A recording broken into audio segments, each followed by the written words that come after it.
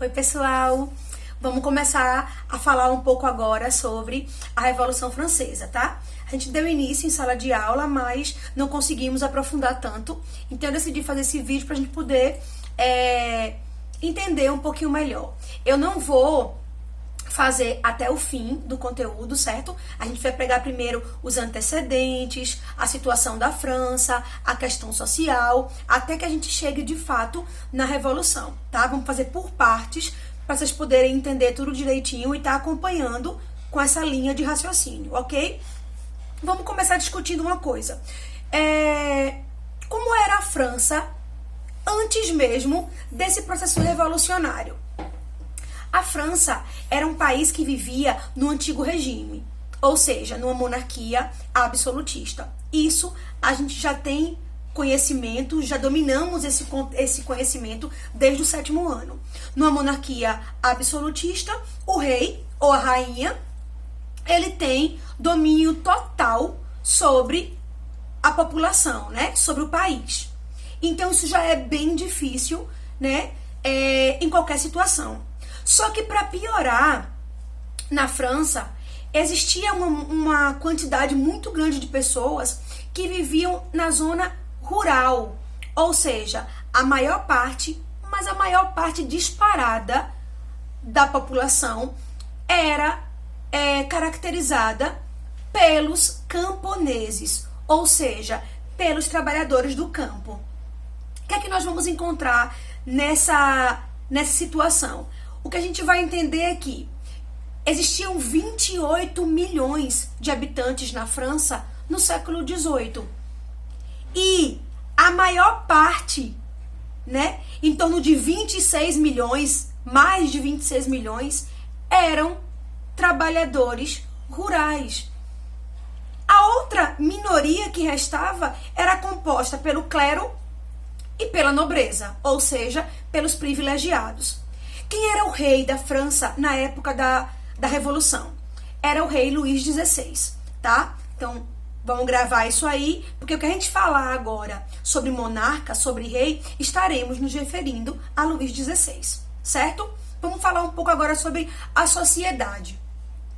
Como estava dividida a sociedade da França no século XVI? No século XVIII. Falei do Luís XVI, tá vendo aí? No século XVIII. Era dividida em 3 estamentos. Podemos chamar de estamentos ou estados, que nada mais é do que classe social. Nesses estamentos existia também um grau de importância. E aí nós temos primeiro estado ou estamento, clero, membros da Igreja Católica Apostólica Romana. Segundo estamento, nobreza, da qual o próprio rei fazia parte, né? Mas por ser rei, ele vai estar numa posição mais privilegiada ainda. Terceiro estamento é aquilo que a gente chamou em sala de aula de muvuca, ou seja, todo o restante da população. Aí você vai ter camponeses, trabalhadores livres, você vai ter trabalhadores da cidade, você vai ter pequena e alta, né? Burguesia. Então você vai ter nesse terceiro estado ou estamento toda a maioria da população francesa, que inclusive eram aqueles que pagavam impostos. Olha que desigualdade. Clero e nobreza não pagavam impostos. Os impostos que o terceiro estamento pagava era para suprir todos os gastos dos 2 primeiros estamentos e ainda promover o luxo, né, das classes privilegiadas. Quando a gente vai observando tudo isso e vai analisando, a gente começa a ver que a vida dos franceses não estava fácil, né? Não é fácil viver em tamanha dificuldade. E aí, o que é que nós temos mais para discutir nisso aqui? Para piorar a situação, na década de 1780, a França passou por uma série de inundações, enchentes e secas. Ou seja, fenômenos naturais, óbvio, mas que agravaram ainda mais a questão da fome, da miséria, do desemprego. Ficou muito difícil para os camponeses produzir alimento suficiente para consumir e ainda para vender, no intuito de captar verba, né, dinheiro, para pagar os pesados impostos ao rei. Então, essa miséria ela foi crescendo como uma bola de neve. Você, se tivesse cheia, perdia a colheita. Se tivesse seca, a mesma coisa. Você não conseguia uma quantidade suficiente de alimentos e aqueles alimentos que existiam eram caríssimos. E aí quem comprava o alimento era quem tinha dinheiro, deixando a população mais pobre numa pior situação ainda, de fome e de miséria extrema. Aí você pensa, e só aconteceu com os mais pobres, com os camponeses? Não. A burguesia, que era dona de comércio, também sofreu muito. Porque cada vez que a crise piorava, o governo aumentava os impostos. Aumentar imposto significa mais despesa também para a classe burguesa, que ao invés de ter lucro, tinha a despesa ampliada. A burguesia, quando se sente, isso é até hoje, isso é sempre, a burguesia é a classe de comerciantes, né, de empresários. A burguesia, quando se sente prejudicada, ela demite. Ou seja, ela tem que colocar numa balança o lucro, não é isso? E a despesa. Se eu estou nesse momento arrecadando menos de lucro, como eu posso manter a minha despesa? Inclusive com funcionários. Então eles tinham que demitir. Resultado: fome, miséria, desemprego e falência de várias empresas dos burgueses. Tudo isso junto foi causando uma revolta muito grande no terceiro estado, que tá todo mundo junto, que tá a muvuca, os que pagavam alto para manter a vida boa do rei, né, a nobreza, e do clero, que era a igreja que não pagava impostos. Essas manifestações foram acontecendo, a insatisfação do povo foi crescendo, até que o rei, Luís XVI, decide convocar uma reunião que era dos Estados Gerais. Ou seja, essa reunião já fazia muito tempo, né, como um conselho, que ele não convocava. O que ia acontecer nessa reunião? Qual era a intenção?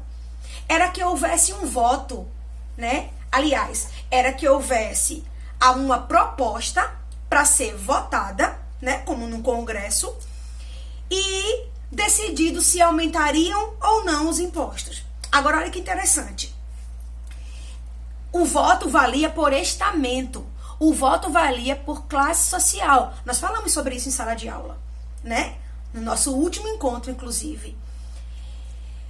O clero tinha um voto, a nobreza tinha um voto e a burguesia, aliás, o terceiro estado tinha mais um voto. Mas o terceiro estado tinha praticamente 90% da população francesa. Então, como pode? Vai acontecer essa reunião, serão convocados e vão se encontrar, né, para esse momento. Quando chegar lá, o governo propõe e diz logo, né, um deputado do terceiro estado, ele dá a ideia, né, ele chega com a proposta, não foi uma ideia, e fala assim, não, nós, do terceiro estado, achamos que o voto tem que ser por cabeça e não um voto por estamento, é injusto. O rei diz, coisa nenhuma, vai ser assim como sempre foi, o voto por estamento. Uma confusão, porque vai haver a proposta de aumento de impostos, óbvio que o veredito foi 2-1, vence a nobreza e o clero e perde o terceiro estado, que era todo o restante da população, justamente os mais sofridos. Só que aí o rei achando que ia ficar por isso mesmo, esse grupo de deputados do terceiro estado batem o pé e dizem que não vão sair de jeito nenhum do palácio, né, do local da reunião. E o rei deu uma ordem, pede para a guarda, né, no caso do palácio, trancar esses deputados do terceiro estado, todos na sala onde eles estão reunidos. Eles falam, não seja por isso, invadem um outro local, que seria como uma sala de jogos, né? E falam o seguinte, a partir de agora, estamos em Assembleia Constituinte. Ou seja, só saímos daqui quando organizarmos uma Constituição para a França. Isso foi algo incrível. Por quê? Porque elaborar uma Constituição para a França significava dizer que se aproximava o fim do absolutismo. Então, esse momento vai ser um momento decisivo, tá?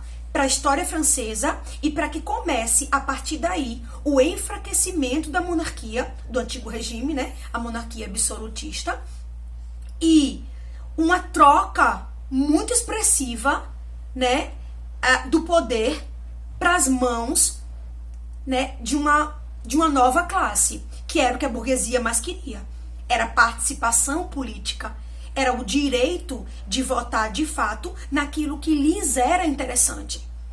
Certo? Então, o que a gente não pode deixar de entender a princípio é isso aí. Nós vimos a situação da França, nós entendemos qual era o sistema político, consequentemente como estava a economia, as classes sociais e tanto a convocação dos Estados Gerais como o início da Assembleia Nacional Constituinte, tá? A gente fica por aqui nesse vídeo.